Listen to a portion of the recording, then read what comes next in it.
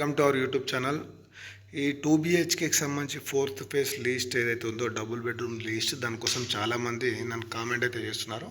Already మన దగ్గర ఏవైతే లీస్ట్ ఉన్నాయో అవి మేల్కు ఎవరైతే హాయ్ అని చెప్పేసి లీస్ట్ అని చెప్పి అడుగుతున్నారో వాళ్ళందరికీ పంపించడం అయితే జరుగుతుంది. ఆల్రెడీ అట్లా చాలామంది కూడా పంపించాను.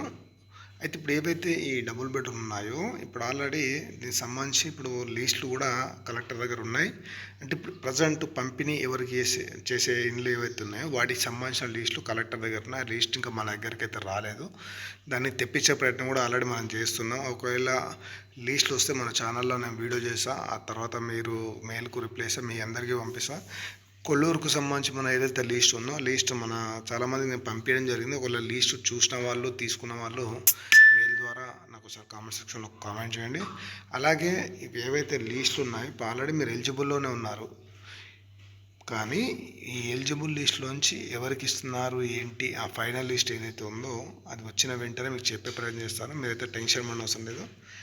ఈ 20,000కు పైగా ఇండ్లు ఏవైతే పంపిణీ చేస్తామంటారో ఈ పంపిణీ చేసిన తర్వాత కూడా త్వరలోనే G+3 ఇండ్ల నిర్మాణం చేపట్టి మళ్ళీ ఎలక్షన్ల వరకు ఆలోపు అందుబాటులోకి తీసుకొచ్చి పంపిణీ చేయాలని చెప్పేసి కాంగ్రెస్ ప్రభుత్వం అయితే అనుకుంటుంది. దానికి సంబంధించి చూద్దాం ఎట్లా ఉంటే ఏంటి అనేది.